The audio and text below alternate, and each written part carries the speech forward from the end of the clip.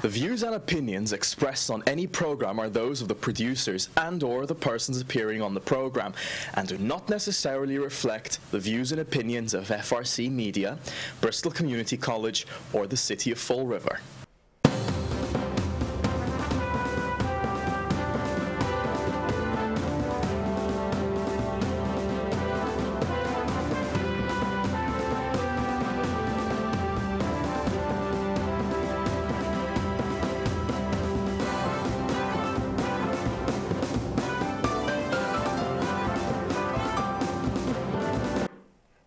Good morning. Hello and welcome to Spindle City Straight Talk. And I'm on time. Yes, we're actually we're getting off to a good start today, I guess. Traffic's not as bad at this place on Friday, so. Yeah, well, all the kids don't come in on Friday for anything. Right. Well, let's start off with a little bit of the local national news, I think. Deflate Gate.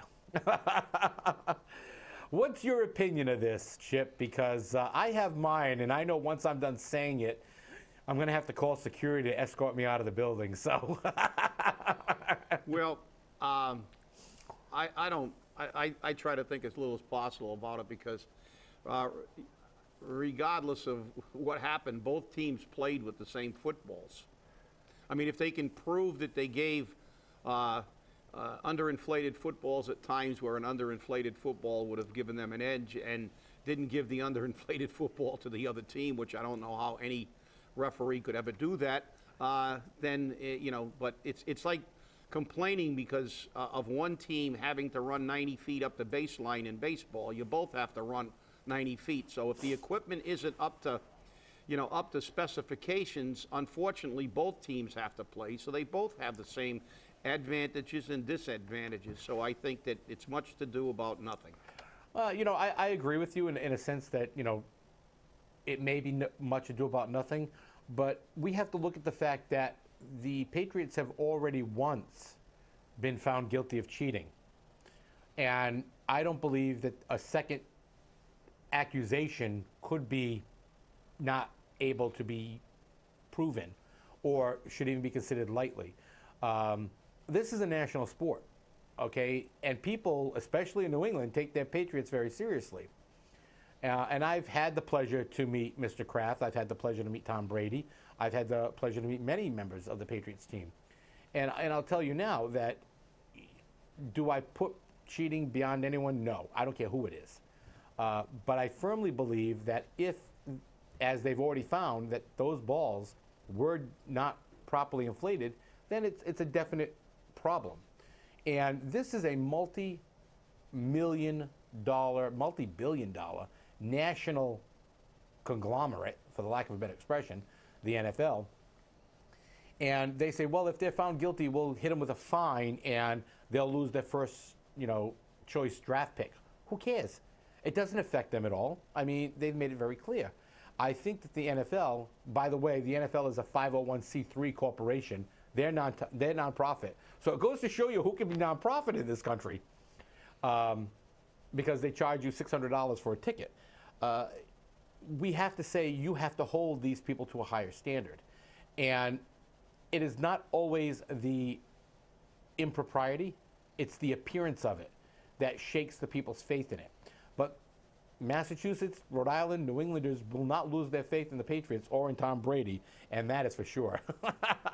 Well, you know, it could be true. Whether it's proven, I'm sure that some fans will say as long as the Patriots did it, it's okay.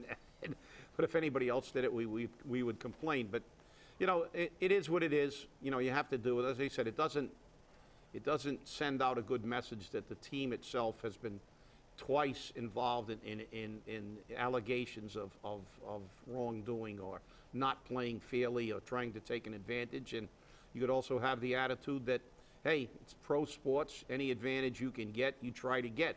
And, you know, some people have that attitude and say, great. But while we're on sports, I'm going to segue into something and say we can get some positive news and some positive news about Fall River.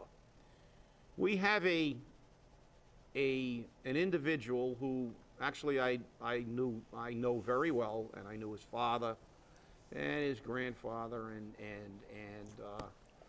they were friends of our family. And his name is Peter Corey. Some of you may know him. He was a very, very good athlete in the Fall River area. He played in the Yankee farm system, I believe he made it up to Double-A, then he got injured and had to end his baseball career. Was always involved, as his father, Peter, Sr., was always at the Boys Club, the Fall River Boys Club, and very involved in exercise and fitness, and he chose that as a career. And he worked at it very, very diligently. Spent many hours with him at the Boys Club. And he ended up at the University of Alabama as an assistant baseball coach. And he's also the head of strength and conditioning at, I believe, at Shelton State College in Tuscaloosa, Alabama. And ironically enough, that's the home of the new World Boxing Council heavyweight champ, Deontay Wilder. And in the post-fight press conference, he gave a shout-out to his strength and conditioning coach, Peter Corey. So isn't it great to say that something in Fall River is positive? We have a young man who educated himself, worked hard, and has become a head strength and training coach at at a major institution, a baseball coach, and is now the strength and conditioning coach of the heavyweight champion of the world. Now, I'd like to see that on the front page of the Herald News rather than the Aaron Hernandez trial. It says, things about the quality. Fall River does have quality people. They do have people who achieve things. And Peter Corey is one of those people. And I think that we should be proud of his accomplishment. And he always remembers he's in Fall River. He comes back in the summer when there's an academic break, and he goes to the Boys Club, and he actually does do some personal fitness training down at the Cape. And he comes from a line of people who showed that Fall River has good people. His father served as a naval officer in World War II, was a very well-respected educator in the Fall River public school system. His mother ran a dress shop that was pretty famous in the downtown Fall River, Milady's. And it just goes to prove that we do have people in Fall River who don't show up on the local news because they're being tried for murder or some other crime. Fall River does have quality people, and once in a while it's nice to remember that and recognize that. So, I look forward to seeing Peter this summer. Hopefully we can get him on the show and talk to him about growing up in Fall River. And, of course, his journey to where he is, and of course, being a trainer for a world champion in probably the biggest championship in the world, the most highly recognized championship in the world, the heavyweight championship of the world. So with that, that's great. So kudos to Peter, and I will segue in because I guess there's a little. The control room is busy at the moment, so I'm going to talk. We're going to go from there into state politics. Last show I talked about the pay raises, and we see what's happening in Fall River, and we can draw a parallel. We see these jobs being added, and people are concerned not only about where the people live, but the fact that jobs are being added, and when we are in dire financial straits. And as I said before, maybe these jobs are necessary, but they have to go alongside of the, some kind of cuts and some kind of reorganization. So on the last show, I talked about the 23% pay raise that all Massachusetts sheriffs received, and also all the judges in Massachusetts received 23%. Now think about that. That's almost a quarter of your pay, and it's, that's a lot. And the legislators, district attorneys, got a 15% pay raise. The State House state representatives put aside 1.6 million in raises, were announced with other monies. So, you know, that's a lot of money, and then we wonder why we continually are asked to pay more taxes. And then there's the other side of that coin. What do we get for this? We seem to have people that are making a lot of money, and they don't have a problem with escalating taxes and things. We have the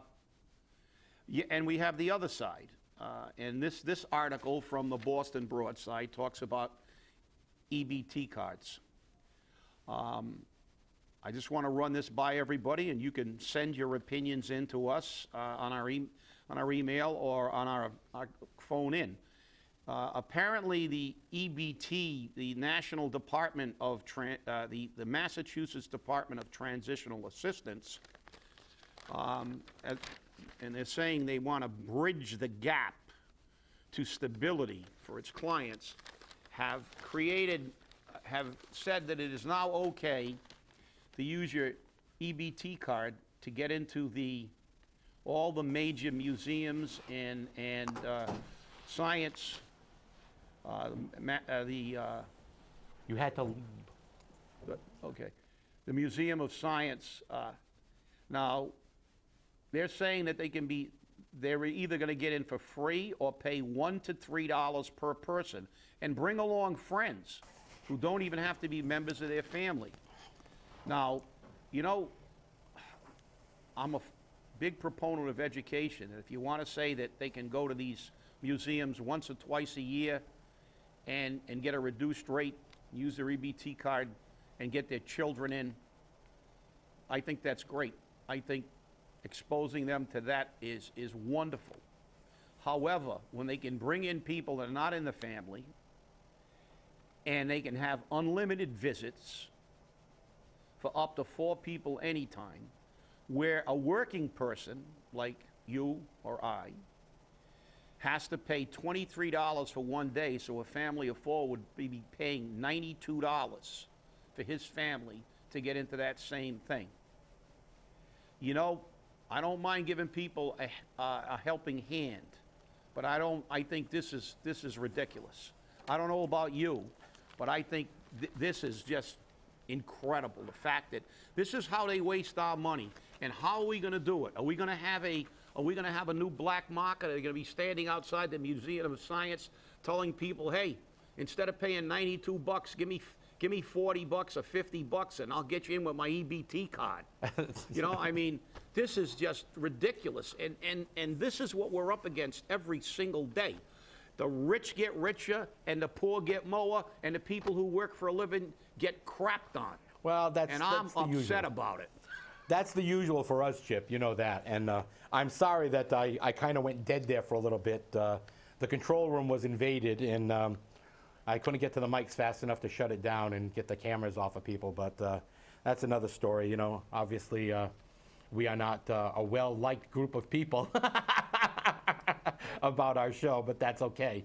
But no, you're right. I mean, and this is the type of stuff that goes on every day here in this state. And you know, I was never a huge proponent for term limits, but I'm slowly, and I shouldn't say slowly, I'm rapidly moving towards a term limit proposal for the state, because, you know, it seems that no matter what we do, we don't change. And we're seeing that at the local level here in Fall River.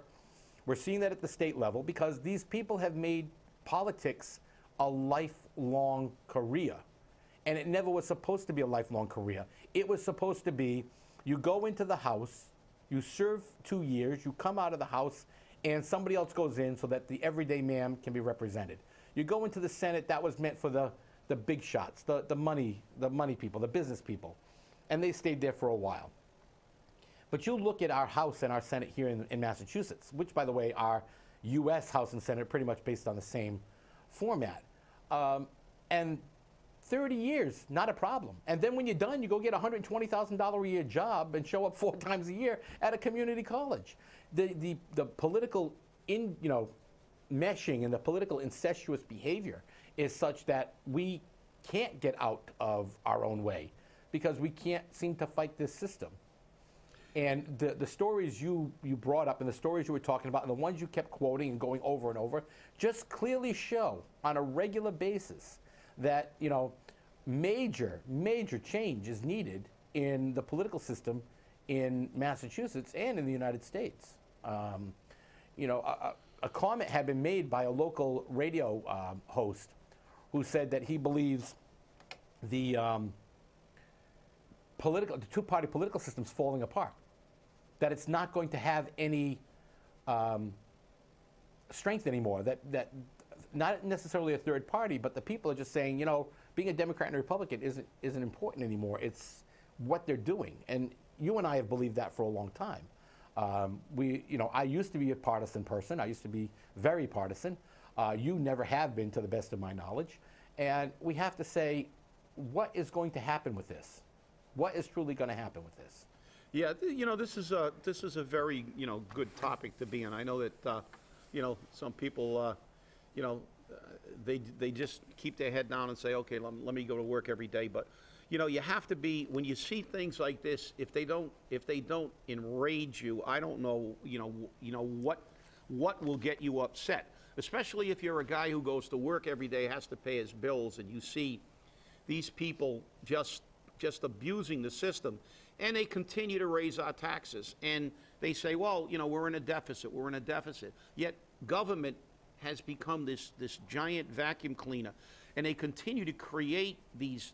Well, I mean, you know, if we're that broke, if we're short, does your boss tell you when he's not making as much money that you're going to get a 23% raise?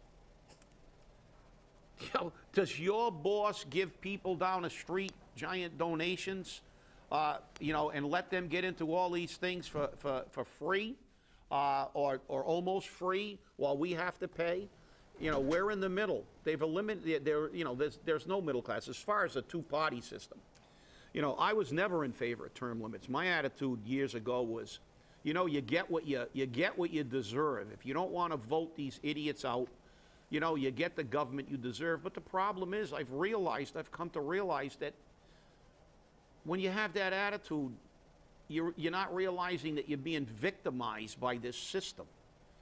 This system allows these people to stay in forever.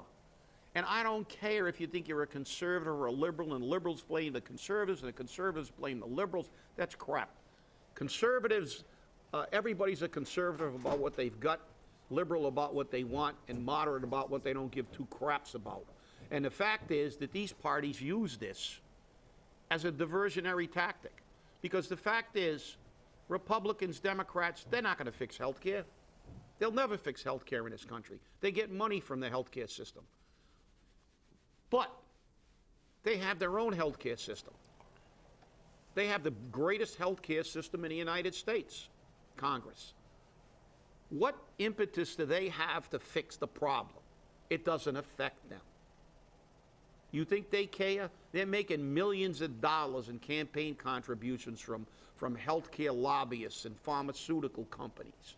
And you think they have any, you know, for the poor folk down here who now have to pay, you know, $500 instead of $15 for a prescription? They don't care. Hey, you know, suck it up. Pull yourself up by your bootstraps. All the other buzzwords, they don't care. What they're creating is a privileged lower class, actually, and a privileged upper class, and the people in the middle. You know, us, the people who have to work for a living, we're just like, hey, you know, you donkeys just keep going to work and paying our bills for us, because, you know, we're going to blame each other, have gridlock, and put labels on things, but we're never going to fix anything, because we don't need to fix our health care because we got it. We don't have to worry about taxes because we give ourselves giant pay raises, and we basically don't care about you people. We're living large. We are the nobility of the United States. And you know something? The time has come for a revolt. People have to wake up. People have to vote these people out, or we have to have term limits. Well, the biggest problem, Chip, is, you know, when this country was founded, they wanted to make George Washington king. He refused to be king. He refused that position, so they made him president. But our Senate and our House have indeed created our own form of royalty. As a matter of fact, even our media used to turn around and call, the Kennedy family. It was, it was our closest thing to royalty. It was a dynasty. It was, everything it was. And, we have to stop that. We have to stop that. Being a politician is not a job. Being an elected official is not a career. It is service. It is service to your country. Maybe if they were required to live on the salaries that the average American had to live on, maybe if they had the benefits and the health care that the average American had and lived on, maybe they would think twice before they turned around and said, we can't do that. Yeah, well, I'll tell you what. I'd like to see everybody in Congress who continues to do this and has a total disregard for the people. You wish you could sentence them to a 1 or 2 year term living on 4th and Wade on a salary, on a Fall River salary, and trying to pay and the same medical care that these people are scrounging to get, minimal medical care, and try to be a working man. Not a person who's getting free health care because they're too poor and free admissions to the museums. I'm talking about being working poor. And that's what Fall River has a lot of, the working poor. And I'd like to sentence them to a year or 2, living in a 3-decker, and having crappy health care, having to figure out how they're going to pay for enough food, get presents for their kids at Christmas, worry about their job, worrying about being the last person hired and the first person fired, and see how and see what would happen. It's not a fairy tale, it's a reality. And the fact is that, the people of this country are not being represented well.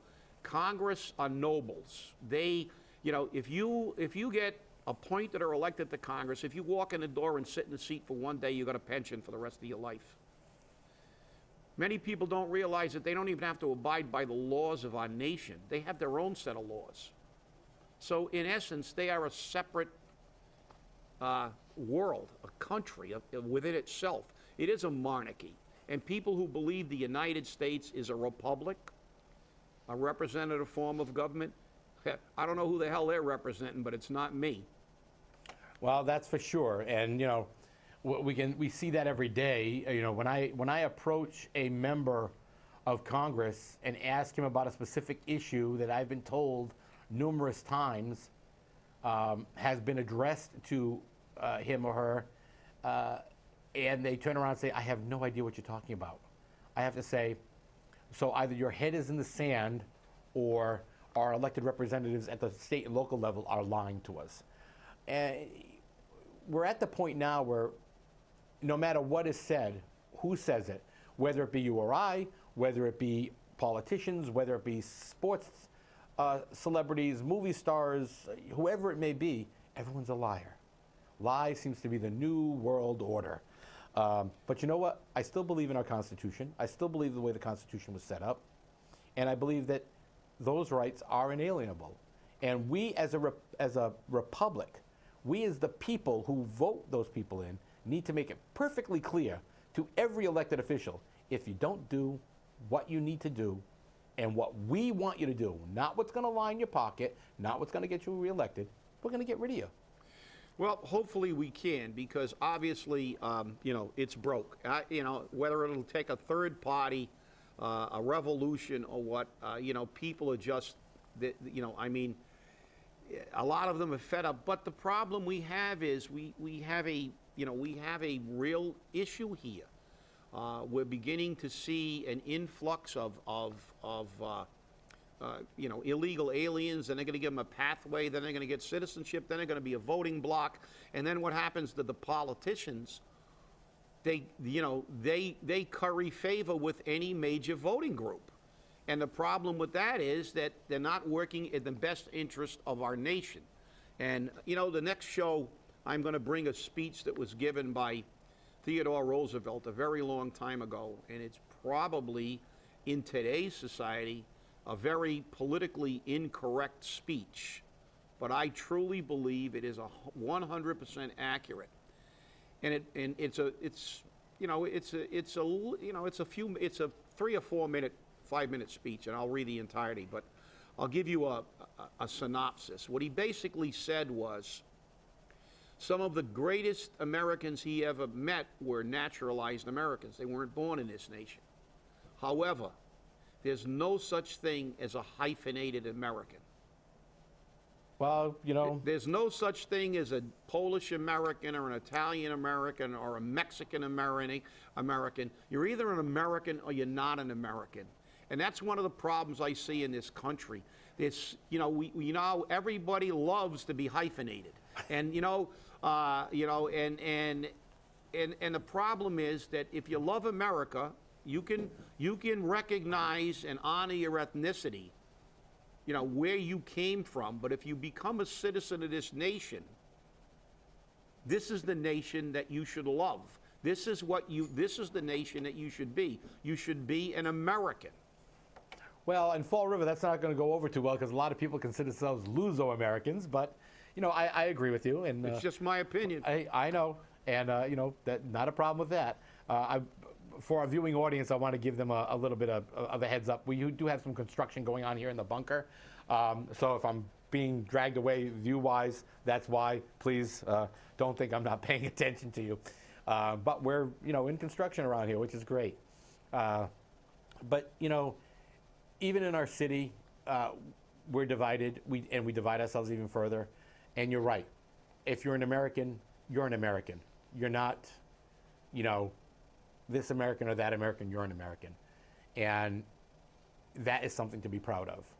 Your ethnicity and your heritage, yes, you can be proud of that.